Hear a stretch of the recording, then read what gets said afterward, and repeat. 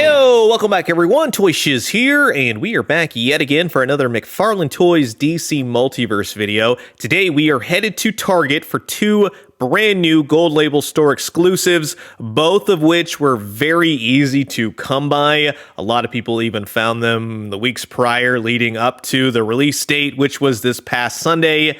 And I'll put the links down in the description below because they're still available to grab on the Target app. I was able to find all of the new Batmans as well, so stay tuned. Later this week, we'll have a Batman Bonanza video. The first figure we're going to be talking about today is the 90s Green Arrow Connor Hawke. This is the son of Oliver Queen. Very 90s, very Total Justice. He looks pretty solid. The backside of the packaging has some artwork, although that's not the 90s Connor Hawke. That's relatively new artwork. And here's the barcode. Like I said, easy to come by, scan it in store, or grab it from the links down in the description below. Hourman, Rex Tyler, will be our second figure today. Overall, from afar, he looks pretty great, but I do have my nitpicks here and there. We'll talk all about that. The backside shows the classic Hourman. Kind of, sort of what this figure represents. We'll just say, here's the barcode, much like Connor Hawke. You can grab him now if you'd like. But in the meantime, this is going to be an absolute blast. So sit back, relax, grab yourself a nice hot cup of coffee. This is a look at two brand new Target Gold Label exclusives.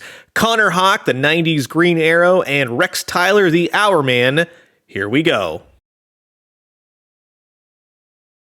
And right before we get started, I want to say a quick thank you to everyone who continues to watch my DC Multiverse videos. Thank you so much for the support. And if you're new here, we would love to have you subscribe. Why? Well, we got old toys, new toys, daily news updates. Guarantee you'll find something here that you like. Also, help me get to 100,000 by the end of this year. So here's everyone out of the packaging. Hourman, Connor Hawke. Don't worry, one of them has accessories.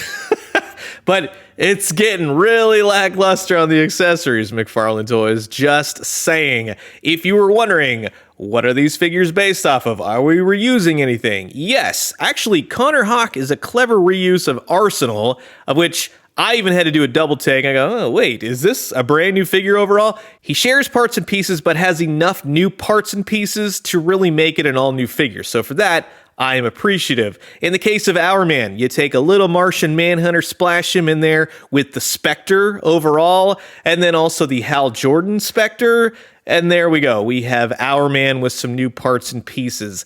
This is definitely a figure that would have been so much cooler if he had a cloth cape with a little bit of red stripage going on. But in the case of Hourman, we'll just say, I like this figure. Obviously, I bought him. I wanted him for my DC Multiverse collection. But there is a lot of that McFarlane cost-cutting. The cape itself, it's very billowy. It's very cool. It doesn't have the red stripes from the Hourman costume.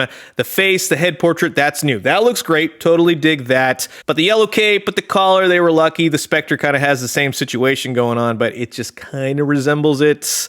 That kind of thing. But like I said, a cloth cape would have been so cool because it's in permanent dramatics with the billowing, we'll just say. And I love that they have the hourglass necklace on him, even though it is a sculpted piece. It's not like the Superpowers necklace, although they could have done that, but I kind of like the sculpted piece. That's nice. It's not going anywhere. It's not going to fall off, and at least you could totally tell what it is. He also has the new belt piece, so that more or less is Hourman for the most part. Wouldn't you know it, he has a trigger finger. Why? Well, let's say this. If you have a little capsule of Miraclo, which would have been a great accessory, you could feed it to him if you like. No, that's a trigger finger hand. Come on, McFarlane Toys. What are we doing here? God, you guys with the trigger fingers. The rest of the costume fares pretty decently, except for right here on the legs, where you have yellow plastic from the upper legs to the knees, to then the lower legs, which is painted yellow, which doesn't really look great because the lower piece is all black because of what they did here, so they just masked it with yellow paint, which doesn't really work, and well, when you see it up close, it doesn't look good at all, especially when they started painting the pins. From afar, you go, oh yeah, that totally works. And then you get in there, you go, no. But at least he has the new boots. So there's that. That's cool. Not much going on in the back. Black, yellow, red. For the most part, everything is there, but they could have just given a little bit more oomph to this guy overall. Just saying.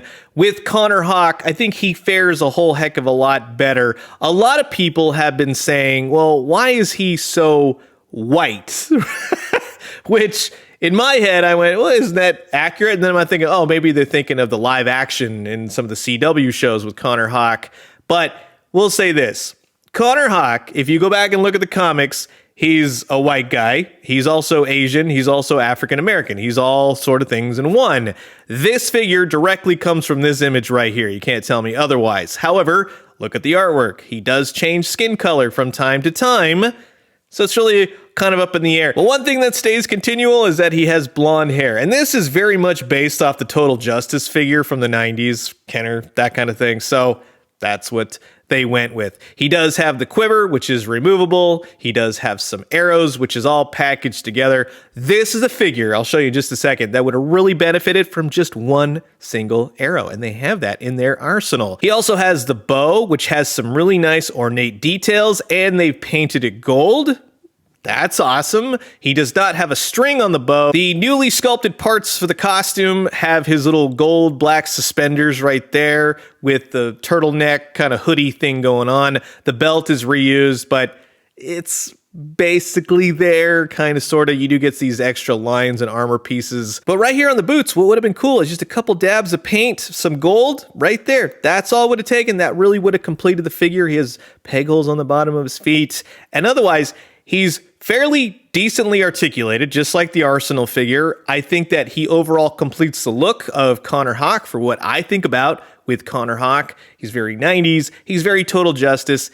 He's very cool. I definitely dig this figure. Now, to see him stacked up next to his father, his deadbeat father, by the way, go read those comics. You have Oliver Queen and his son, Connor Hawke, of which these two definitely look good together. But as I was saying, if Connor Hawke just had one singular arrow, yes, you can complete that look. Now, the string of the bow ain't gonna move, and that's kind of a shame, but this is all I got for you. This is the best we could do for this $23 figure. But what is fun is to go total 90s, pair him up with Kyle Rayner, Wally West, have Connor Hawke.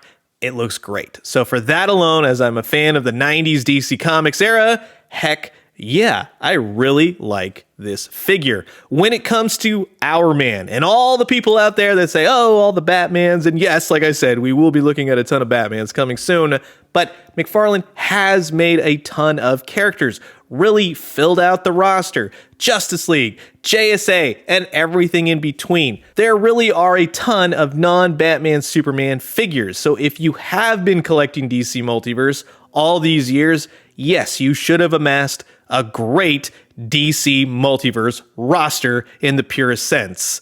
And it looks awesome. So that's going to wrap it up for my look at two brand new Target Gold Label exclusives, Connor Hawke, the Green Arrow of the 90s, and Rex Tyler Hourman from McFarlane Toys. Like I said, very easy to come by. I can't see these two really being like the sellout figures, but I think enough people will definitely want them. I got the links down in the description below. Get it so you can pick it up at your store, easy peasy, or have them ship it to you. But in either case, you have heard my thoughts on these figures, and now I'm curious to know yours. Comment below, let me know. Let's talk everything DC Multiverse.